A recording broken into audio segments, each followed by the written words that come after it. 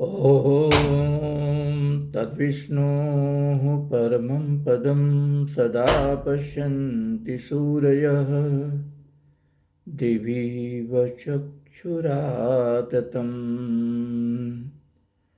ॐ शन्नो देवीरभीष्टय आपो भवन्ति पीते संजोरविश्रवन्तु नः। ॐ उलूकयातुं सुसुलूकयातुं जहिष्वयातुम् उत्कोकयातुं सुपर्णयातुम् उत्कृतयातुं दिशदेव प्रमिरक्ष इन्द्र। प्रिय जिज्ञासुजनों, आज मैं सोच रहा था कल से नया साल शुरू हो जाएगा 2024। मैं सोच रहा था अपने लोगों को मैं क्या उपहार दूं। काफ़ी सोच विचार पर मैंने यह निर्णय लिया कि एक ऐसा उपहार दूं जो लोगों के साथ जीवन भर रहे। कुछ ऐसी चीज़ जिसको हम अपने डे टू डे लाइफ में कल्टीवेट कर सकें, उससे लाभान्वित हो सकें। तो सोचते विचारते मैंने अथर्ववेद के 8वें कांड का चौथा सूक्त लिया। उसमें मंत्र नंबर 22 है, उलूकयातुं सुसुलूकयातुं जहिष्वयातुम् उत्कोकयातुं सुपर्णयातुम् उत्गृह्ययातुं दृषदेव प्रमिरक्ष इंद्र। यह मंत्र हमारे जीवन के 6 बुराइयों को, आप कह सकते हैं, ये 6 हमारे साथ एक तरह से विविधा बन करके रहती हैं, इनको दूर करने की बात कर रहा है। उनको कैसे दूर करेंगे, यही इस मंत्र में बताया गया है। मैं इसी का एक्सप्लेनेशन करने जा रहा हूँ। लेकिन इसके एक्सप्लेनेशन से पहले एक छोटी सी कहानी कहता हूँ जो यहाँ पर बड़ा ही रेलेवेंट होगा। कहते हैं कि एक शिष्य किसी ऐसे खजाने की खोज में था, किसी ऐसे चाबी की खोज में था जिसको पा करके वह जीवन के सारे ताले, सारे खजानों के ताले खोल डाले।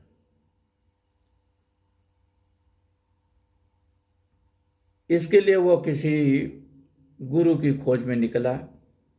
उसको एक गुरु मिला।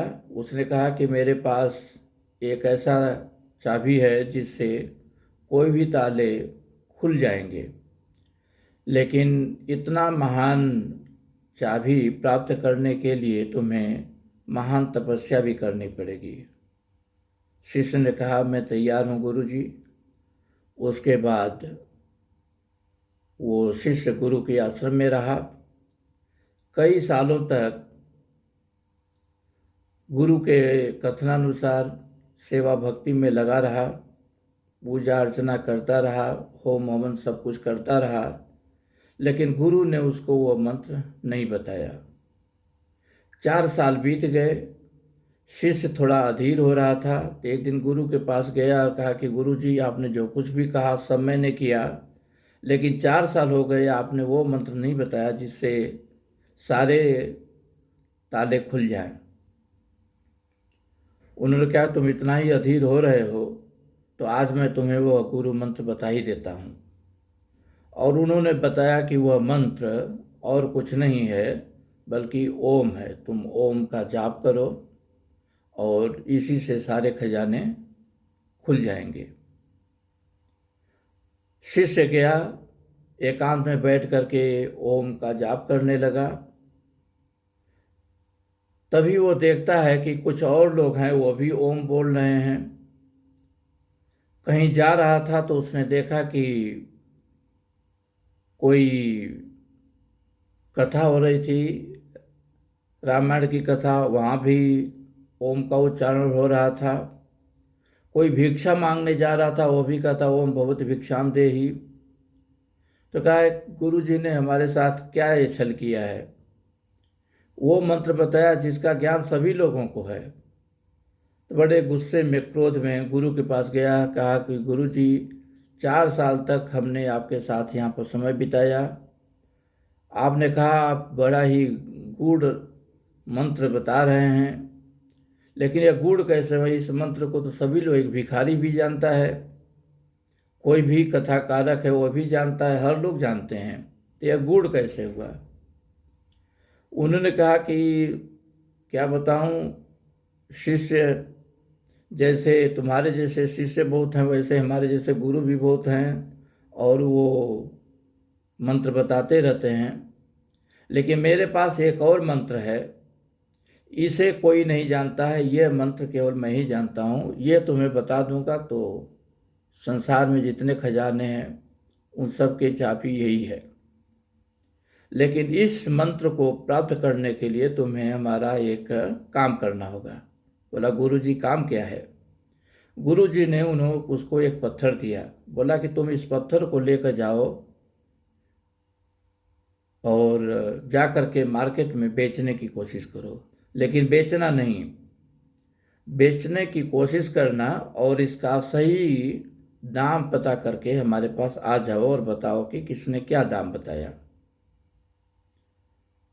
शिष्य थोड़ा किंग करते विमूढ़ था, ये क्या नया फंडा है, फिर भी गुरु का कहना माना गया। सब्जी वाले के पास गया, बोला कि ये मैं बेचना चाहता हूँ। सब्जी वाला बोला कि तुम सन्यासी दिख रहे हो, तुम्हें मना नहीं कर सकता, पत्थर के बदले में क्या दे सकता हूँ, दे दो पत्थर और ले जाओ 2-4 सब्जी यहाँ से उठा करके। बोला बस इतना ही दाम है? इसी तरह से वो ग्रॉसरी स्टोर पर गया, अन्य जगहों पर गया, और हर जगह से लोगों को यही लगा कि इसका पत्थर का कोई दाम नहीं है। सन्यासी समझ करके उसको कुछ लोग भिक्षा देना चाहते थे बस।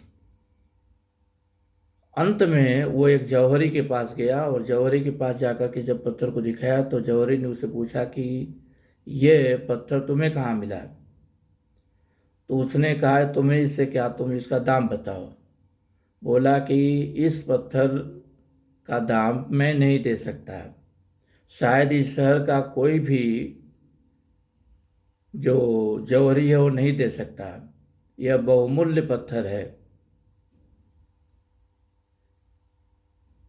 अब ये शिष्य जो है शौक में था, एक पत्थर जिसका कोई 0 दाम बता रहा था, सभी लोग इसका कोई आकलन ही नहीं कर रहे थे, और जौहरी बता रहा है कि यह बहुमूल्य है। और जौहरी बोला कि ये कहाँ से तुम्हें मिला? तो इसने बताया कि गुरुजी ने हमें दिया है, कोई कि ये जरूर ही किसी बड़े राजा महाराजा ने उन्हें गिफ्ट किया होगा। शिष्य लौट करके आया और गुरु को बताया कि एक जौहरी है जिसको बहुमूल्य बता रहा है, बोल रहा है कि इसको पे करने के लिए उसके पास धन ही नहीं है, इतना ये कॉस्टली चीज़ है, और बाकी लोग इसका कोई दाम ही नहीं लगा रहे थे। तो बोलो कि जिस तरह से इस पत्थर का दाम गुप्त है, सभी लोग नहीं जानते, कोई पारखी आंखें ही समझ सकती हैं कि यह पत्थर सामान्य पत्थर नहीं है, बल्कि यह बहुत अच्छा जेम है। उसी तरीके से ओम भी एक मंत्र है जिसको सभी लोग तो जपते हैं, लेकिन इसका अर्थ कोई नहीं जानता है। इसका सही अर्थ जानने वाला, अनुभव करने वाला कोई कोई बिरला ही होता है। मैंने ये कहानी इसलिए आपको कही कि आज मैं जो बताने जा रहा हूँ यह भी कुछ इसी ढंग की चाबी सिद्ध होगी आपके पास। अगर इसको आप ध्यान से समझने की कोशिश करेंगे तो जीवन के 6 सबसे बड़ी विपदाओं को, जो हमारे साथ विपदा के रूप में ही मानते हैं कि रहती हैं, दुखों को, डिफ़िकल्टीज़ को, एक तरह से हमारे साथ अभिशाप बन कर के ये सब चीज़ें रहती हैं, उनको आप दूर कर पाओगे अगर आप ध्यान नहीं दोगे और बहुत ही सामान्य ढंग से इसको लोगे तो शायद आपको कुछ भी मिले भी नहीं। तो आशा करता हूँ कि आप सभी लोग बड़े ध्यान से मेरी बातों को सुनेंगे, इस पर मनन करेंगे। श्रोतव्यम द्रष्टव्यम श्रोतव्यम मंतव्यम देन निदिदासितव्यम, इस पर मनन कीजिए और ज़रूर आप इससे लाभान्वित होंगे। मंत्र को एक बार फिर से मैं रिपीट करता हूँ। ओम उलूकयातुम शुश्लूकयातुम जहि स्वयातुम उत्कोकयातुम सुपर्णयातुम उत्गृद्धयातुम दृशदेव प्रमीण रक्ष इंद्र। ये कहता है कि हे इंद्र, इंद्र यहाँ परमेश्वर का वाची है, गुणात्मक है, क्योंकि इंद्र शक्ति का प्रतीक है। कहते कि हे इंद्र, हे परमेश्वर, हमारी रक्षा करो। किनसे रक्षा करो व कैसे रक्षा करो? कैसे? प्रमीण, प्रमीण मतलब मसल कर, दृश्यदेव मतलब लाइक पत्थर की शिला से मसल कर, जही राइट, इन सारे शत्रुओं को मार डालो और हमारी रक्षा करो। हे इंद्र, हे भगवान, हे परमेश्वर, तुम पत्थर की बड़ी शिला से मसल कर, प्रमीण में मसल कर, जही मार डालो इन शत्रुओं को। कौन से शत्रु हैं? उलूक यातुम, उलूक मीन्स उल्लू। सुसलूक यातुम, सुसलूक मीन्स भेड़िया। स्वयातु यातुम, स्व मीन्स कुत्ता। कोक यातुम, कोक मीन्स एक पक्षी का नाम है, चक्रवाक पक्षी होता है, पक्षी का नाम है। सुपर्ण यातुम, यह भी पक्षी है, गरुड़। और अंत में गृध्ध यातुम, छठवां है गृध्ध यातुम, तो गृध्ध यह भी पक्षी है। अब आप कहोगे ये क्या बात बता रहे हैं, ये कैसे हमारे दुश्मन हुए और इनको क्यों मसल करके मार डालें? उल्लू को, भेड़िए को, कुत्ते को, कोक को, गरुड़ को, गृध्ध को, इनको हम क्यों जाकर के मारें, या कि बेवकूफ़ी क्यों करें? कुछ लोग वेदों के मंत्रों का अर्थ ऐसे ही लगा करके उसका अनर्थ कर डालते हैं। ये इन जीवों को मारने की बात नहीं कह रहा है, इसका अर्थ ऐसे है। उलूक यातुम, उलूक अंधकार का प्रतीक है, अज्ञान का प्रतीक है। अंधकार भी भय का भी प्रतीक होता है, अंधकार में भय लगता है। तो उलूक जो है अंधकार, भय और अज्ञान का प्रतीक है। तो हम प्रार्थना करें कि हे भगवान, इस भय को, इस अंधकार को, इस अज्ञान को मार डालो। दूसरा है सुसलूक यातुम, यातुम। सुसलूक का मतलब है भेड़िया। भेड़िया क्रूर होता है, हिंसक होता है, कर्कश होता है। तो हम कह रहे हैं कि हे भगवान, जो हमारे अंदर क्रूरता है, जो हमारे अंदर कर्कशता है, हिंसक भावना है, उसको मार डालो, हमें अहिंसक बनाओ।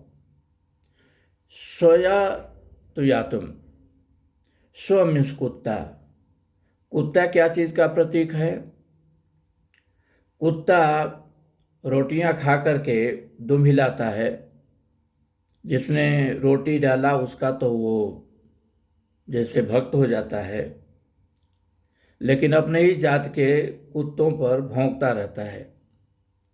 हमारे अंदर ऐसी प्रवृत्ति होती है कि कुछ थोड़े से लाभ के लिए अपने ही लोगों के साथ हम धोखा करते हैं। अपने ही लोगों को पर भोंकते हैं, मतलब अपने ही लोगों के साथ हम धोखा करते हैं। तो ये इस तरह के धोखा की जो प्रवृत्ति है, इस तरह के अन्याय की जो प्रवृत्ति है हमारे अंदर, हे भगवान उससे भी मार डालो। कोक या तुम, कोक पक्षी विषय का, वासना का, लस्ट का प्रतीक है, काम का प्रतीक, काम क्रोध मद लोभ मोह सुनते रहना काम का प्रतीक है। तो कह रहे हमारे अंदर जो दुर्व्यसन है, हमारे अंदर जो वासना है, उसको मार डालो, क्योंकि उसी के नाते बहुत से अनर्थ होते हैं, हम जीवन के असली रहस्य को समझ नहीं पाते हैं। अगला है 5वां, सुपर्ण यातु। ये गरुड़ को सुपर्ण कहते हैं। गरुड़ यहाँ पर अभिमान का प्रतीक है। तो हमारे अंदर जो अभिमान है, अहंकार है, हे भगवान उसे तुम मार डालो। और अंतिम है गृध्र यातुम। वो फ्रेज भी कहते हैं ना कि एक जैसे गिद्ध की तरह से लोग रही झूम के आ जाते हैं। गिद्ध लोभ का प्रतीक है, वो मांस खाता है, मांस भक्षी होता है, लोभी होता है, तो लोभ का प्रतीक है। तो हम कह रहे हैं कि हे भगवान हमारे अंदर जो रही गिद्धात्मक भावना है, लोभी भावना है, उसका तुम दमन करो, उसे तुम मार डालो। तो ये 6 दुश्मन है। पहला है उलूक या तुम, अज्ञान, भय, अंधकार। दूसरा है क्रूरता, हिंसा, कर्कशता। तीसरा है जो अपने ही लोगों के प्रति अन्याय करने की हमारे अंदर जो भावना है।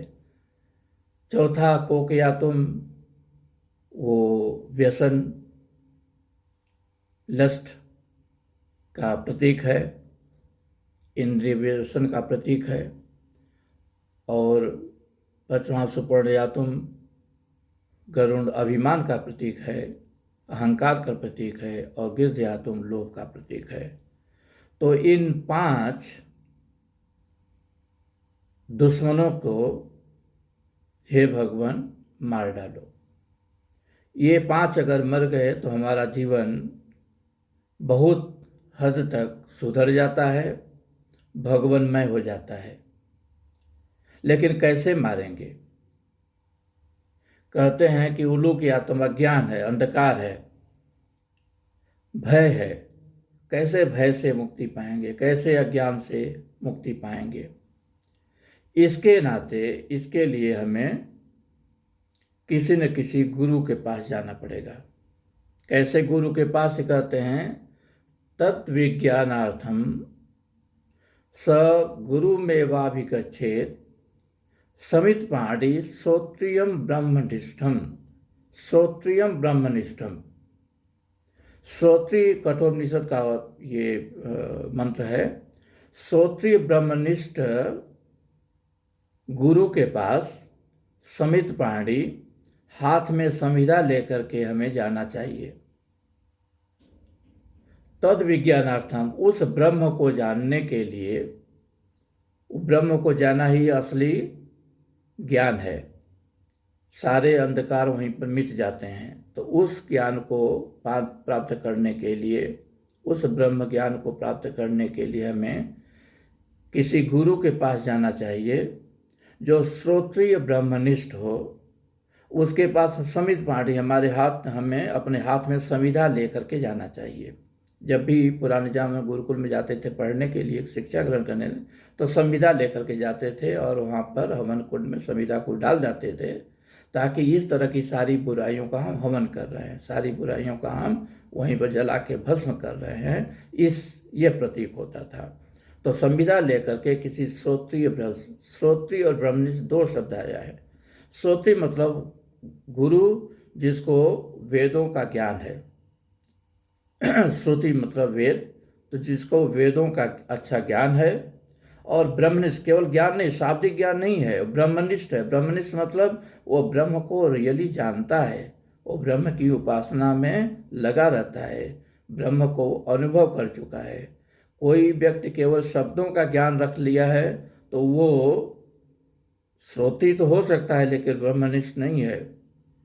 यही बड़ा ही इम्पॉर्टेंट चीज़ है हमें समझने के लिए। आजकल बहुत से गुरु घंटाल घूम रहे हैं, उनको न वेदों का ज्ञान है, न वो ब्रह्मनिष्ठ हैं, वो सिंपली चेले बिनाते फिरते हैं, शब्द जाल फेंकते हैं, कुछ चीज़ें शुरू शुरू में सही बताते हैं और बाद में माया जाल में फंसा करके तरह तरह के गलत काम या उटपटांग काम कराते रहते हैं।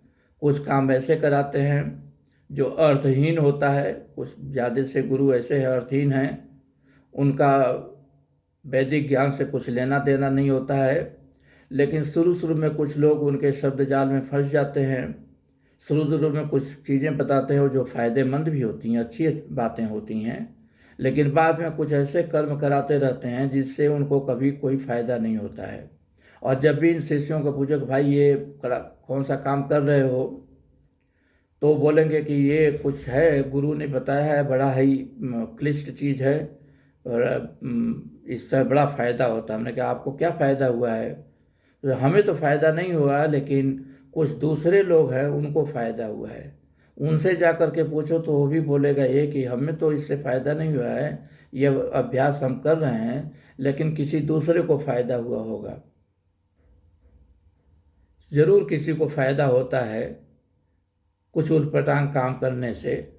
जैसे कोई है बोलता है कि हमने 2 करोड़ मंत्र अभिमंत्रित करके एक मेटल में डाल दिया है और इस मेटल को ले जाकर अपने घर में रख दो, तुम्हें मंत्र जाप करने की कोई ज़रूरत नहीं, पूजा पाठ करने की कोई ज़रूरत नहीं है। ये मंत्र से अभिमंत्रित ये जो मेटल है वो तुम्हारी रक्षा करेगा, तुम्हारा सब कुछ अच्छा भला करेगा।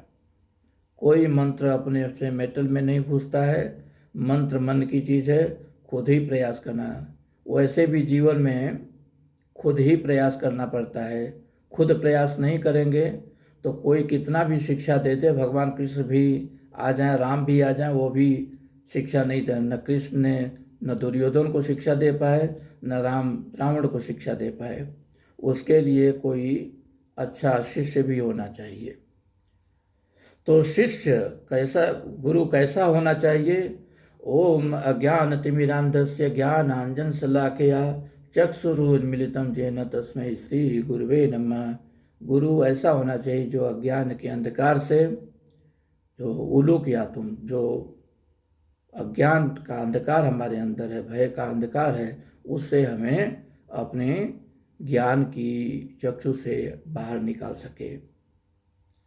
गुरु की सिलेक्शन करना एक बहुत बड़ी जिम्मेदारी का काम होता है। अगर गुरु सही नहीं मिला, श्रोत्रिय ब्रह्मनिष्ठ गुरु नहीं मिला, तो वहीं पर वो बहुत गलत काम भी करा सकता है, बहुत कुछ गलत आपके साथ कर भी सकता है।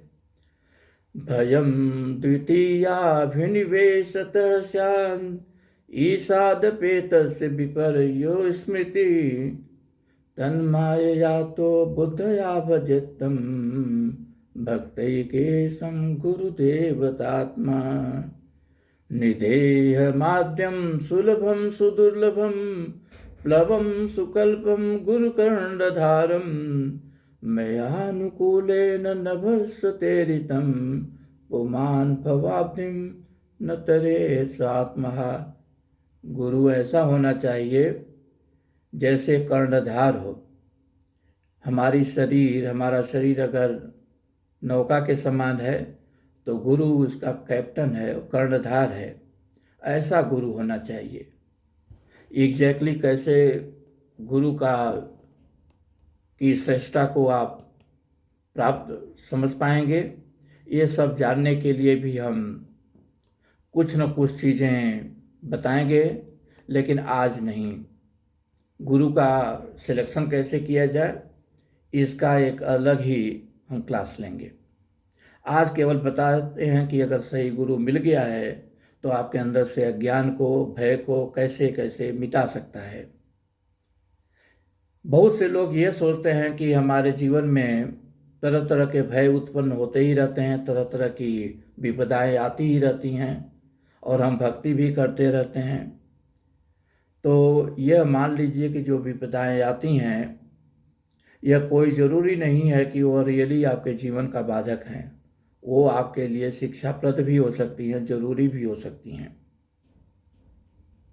जब महाभारत का पूरा वार खत्म हो गया तो कृष्ण वापस द्वारका को जा रहे थे। कुंती इससे बड़ा विचलित थी, महारानी कुंती, और उन्होंने कहा कि हे कृष्ण, तुम हमें विपदा ही दे दो। वो कहते हैं कि बुआ क्या बोल रही, विपदा क्यों मांग रही हो? अब तक तो विपदा ही झेलती रही, तो फिर से विपदा क्यों मांग रही हो? विपदा संतु ता सस्व तत्र तत्र जगत गुरु भव तो दर्शनम जस्यात् अपुनर्भव दर्शनम। कुंती कहती है कि तुम हमें विपदा ही दे दो, क्योंकि जब जब हमारे पास विपदा रही तुम भी हमारे साथ रहे।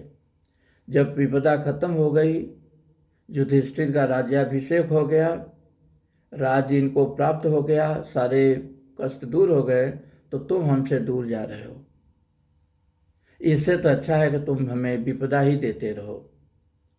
तो जीवन में जो विपदाएं आती हैं वो आपकी परीक्षा के लिए भी होती हैं, उनसे घबराना नहीं चाहिए। वो आपके लिए शुभ कर्मों का भी संदेश हो सकती हैं। विपदाओं से घबरा करके जो भगवान को कोसने लगते हैं वो भगवान की माया को समझ नहीं पाते हैं। कहते हैं कि एक बार आपने नाम सुना होगा, चारों कुमार, सनक, सनातन, सनत कुमार और सनातन, ये कुमार जो हैं सनंदन, ये चारों कुमार कहते हैं कि हमेशा 5 साल की अवस्था में रहते थे। कहानी काल्पनिक भले हो लेकिन बड़ी शिक्षाप्रद है। कहते हैं ये एक बार ये हमेशा निर्विकल्प समाधि में रहते थे, निर्गुण ब्रह्म की उपासना में लगे रहते थे, ओम की उपासना में लगे रहते थे, समाधि में ही हमेशा रहते थे। और इसी निर्विकल्प समाधि की अवस्था में एक बार कहते हैं गोलोक धाम को चले गए, बैकुंठ धाम को गए, वहाँ भगवान विष्णु बैठे हुए थे। कहते हैं कि भगवान विष्णु के पैरों पर तुलसी रखी हुई थी। तस्यारविंद नयनस्य पदारविंद किंजल्कमिश्र तुलसी मकरंद वायु अंतर्गतः स्वविवरेण चकार तेषां संक्षोभमक्षरजुषामपि चित्ततनो। जैसे ये लोग वैकुंठ के गेट पर पहुँचे, भगवान विष्णु के पैरों में लगी हुई तुलसी की मकरंद वायु, वो वायु इनके घ्राण इंद्रिय को टच करती है,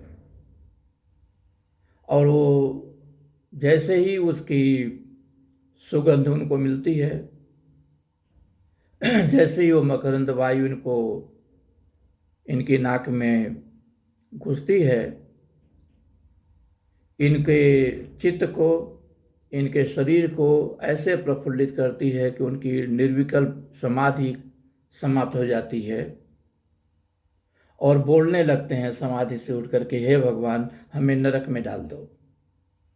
कामं भव स्वभिचिनैर्नियेषु नस्त्वा चेतो निबध्य नुते पदयोरमेत वाचश्च न तुलसी बध्यति तेऽङ्घ्रि शोभा पूर्येति ते गुणकरैर्यदि कर्णरन्ध्र।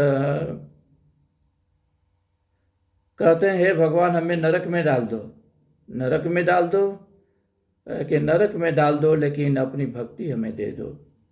हम वही सुने जो तुम्हारे गुण की बात हो, हम वही देखें जो तुम्हारे गुण की बात हो, सब कुछ हमारा भगवन्मय हो जाए, वही दे दो, भले हमें नरक में डाल दो।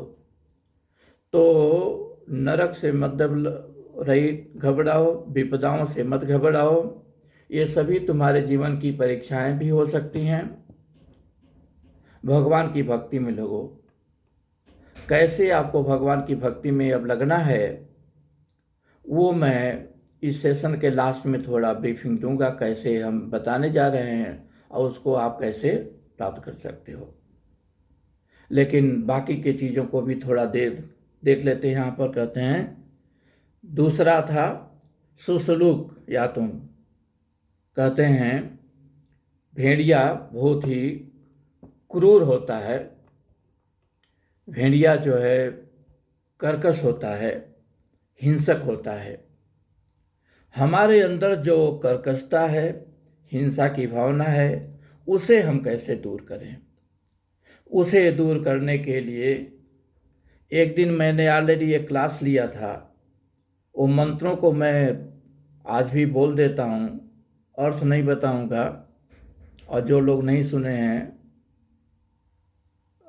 मधुर जीवन का वरदान, उस वीडियो को जाकर के सुन लें।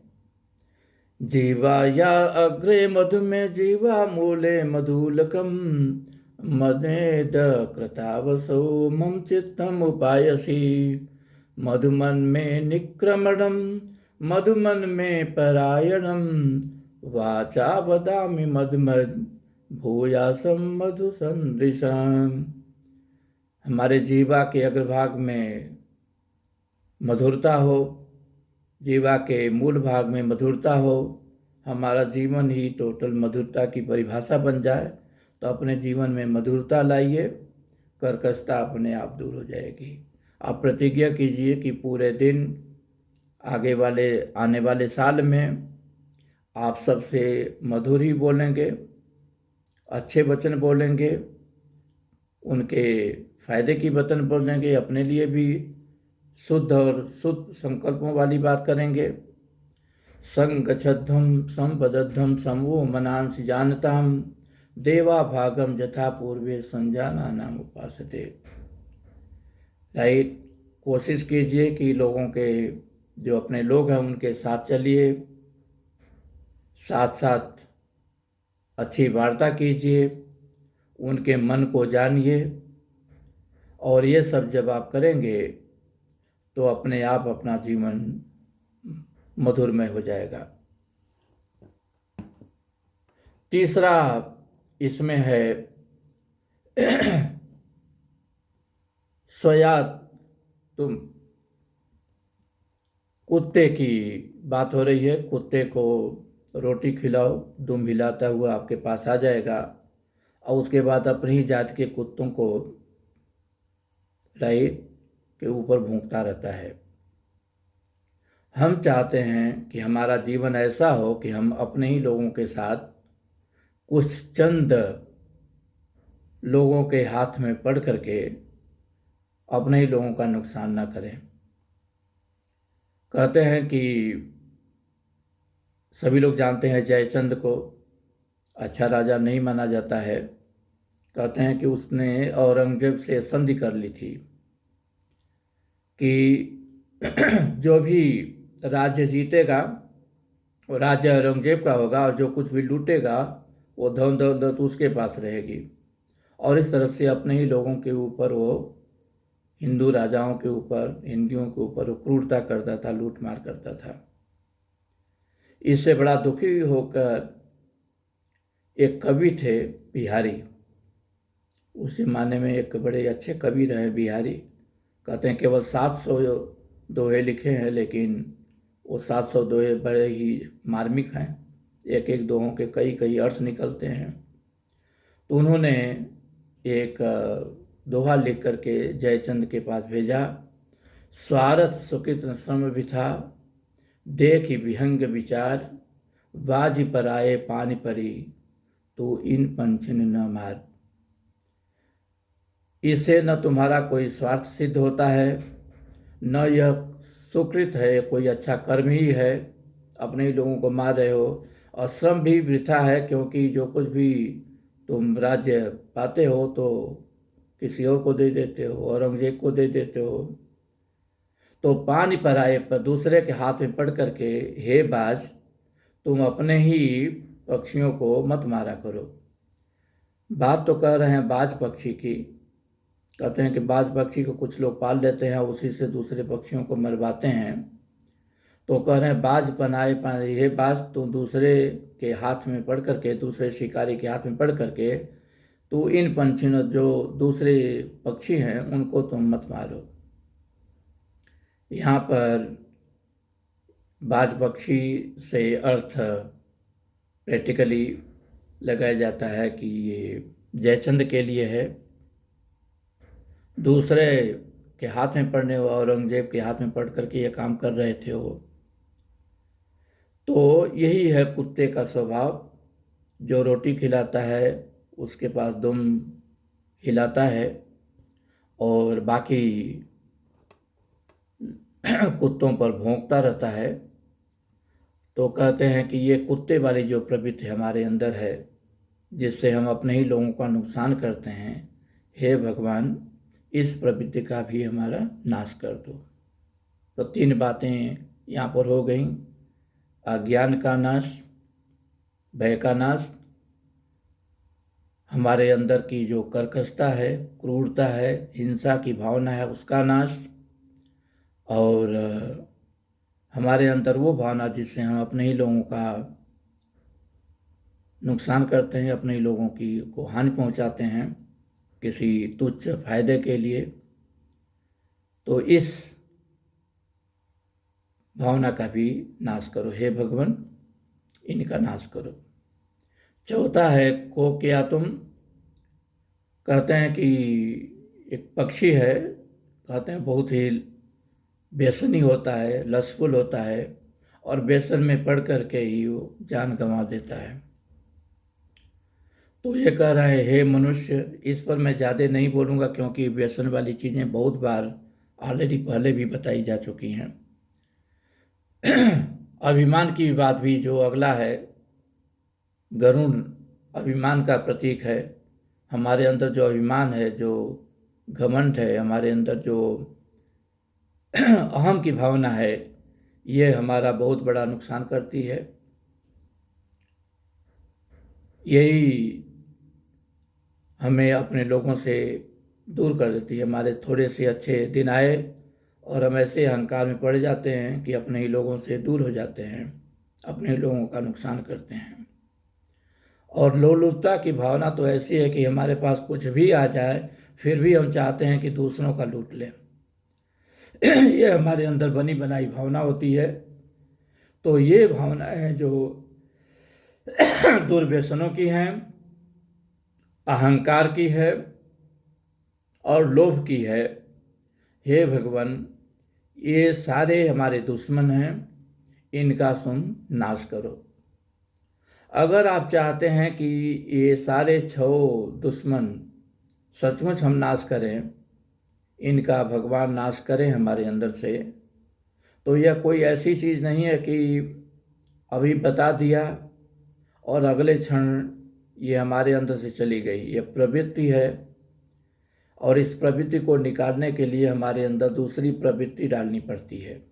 पहली प्रवृत्ति को हटाने के लिए धीरे धीरे दूसरी प्रवृत्ति, भगवत भक्ति की प्रवृत्ति डालनी पड़ती है। मैं इसके लिए क्या करने जा रहा हूँ, आप लोगों को कल से नए साल से शुरू करके जो भक्ति के हमारे माध्यम हैं, ब्रह्म संध्या, स्पेशली ब्रह्म संध्या और देव यज्ञ, अग्निहोत्र जो कहते हैं, इन दोनों का मैं एक्सप्लेनेशन करने जा रहा हूँ कल से। इनमें जो प्रयुक्त होने वाले मंत्रों को मैं बताऊँगा। एक्चुअल ब्रह्म संध्या और अग्निहोत्र हम मकर संक्रांति से शुरू करेंगे। हम उसके पहले हम चाहते हैं कि आप लोगों को सारे मंत्रों का ज्ञान हो जाए। तो ब्रह्म संध्या में प्रयुक्त होने वाले मंत्र को मैं बताऊंगा और उनके अर्थ को भी बताऊंगा। उसी तरह से अग्निहोत्र में प्रयुक्त बेसिक जो अग्निहोत्र होता है, बहुत बृहद अग्निहोत्र की बात नहीं करते हैं, देव यज्ञ जो हैं, तो उसके जो मंत्रों को भी बताऊंगा, अर्थ के साथ बताऊंगा, याद कराने की कोशिश करूंगा।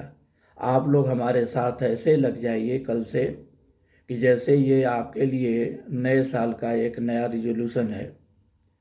इन मंत्रों को सीखिए, इनका अर्थ, नॉर्मल अर्थ नहीं बल्कि इसका असली भावार्थ समझने की कोशिश कीजिए। तो अगले 15 दिनों में अगर इसको आप लोग सीख जाते हैं तो उसके बाद हम इसको प्रैक्टिकल करेंगे। हम असली ब्रह्म संध्या और अग्निहोत्र करना शुरू कर देंगे मकर संक्रांति से, या मकर संक्रांति के दिन सभी लोग व्यस्त रहते हैं तो उसके अगले दिन से, कल ये समझिए कि 16 तारीख से, 16 जनवरी से। जब इन सब चीज़ों का अभ्यास करेंगे तभी जो श्रोत्रिय ब्रह्मनिष्ठ बनने की आपकी जो कल्पना है वो पूरी हो सकती है। याद रखें, ये सब चीज़ें शुरू शुरू में विषम लगेंगी, आसान नहीं हैं, लेकिन जब आप इनको समझ करके कि आपके लिए फ़ायदे की चीज़ें हैं, आपके जीवन को भगवानमय बनाती हैं, अर्थ पूर्ण बनाती हैं, तो आप इनको सीखने की कोशिश करेंगे। शुरू शुरू में ये विस्मय लगेगी, बाद में यही मंत्र आपको औषधिमय लगने लगेंगे, और अंत में जब पूरा का पूरा ये आत्मसात आप कर लेंगे और सचमुच श्रोत्रिय ब्रह्मनिष्ठ के हिसाब से आप अपने को ट्रेन करते रहेंगे तो यही चीज़ें आपको अमृत सम लगेंगी। तो शुरू शुरू में विस्मय, उसके बाद औषधिमय। औषधि को माना जैसे कड़वी होती है, कोई खाना नहीं चाहता है फिर भी शरीर के फायदे के लिए खाते हैं, सो उसी तरह से वो हम समझ जाएंगे कुछ समय के बाद कि ये सचमुच हमारे लिए फ़ायदे की चीज़ है, और हम उसको मेहनत से ज़बरदस्ती खा रहे हैं, उसका हम आचरण में ला रहे हैं। लेकिन बाद में जब वही चीज़ें हमारी हैबिट का पार्ट हो जाती हैं तो ये सारे 6 दुश्मन जो उन्होंने बताए हैं ये निकल जाएंगे, और उसके जगह पर हमारे अंदर केवल भगवत भक्ति भरी रहेगी। तो आशा करता हूँ कि कल से आप लोग नए साल का रिजोल्यूशन के साथ इसे हमारे साथ साथ शुरू करेंगे, मंत्रों को सीखेंगे, उनके अर्थ और भावार्थ को समझेंगे, और आगे 16 तारीख से हमारे साथ साथ प्रैक्टिकली करेंगे भी। हम इसको ऑनलाइन करने की तब कोशिश करेंगे, तो जूम के थ्रू, और उस समय आप साथ साथ प्रैक्टिकली कर सकते हैं। इन शब्दों के साथ आज मैं क्लास को विराम देता हूँ। हरे कृष्णा।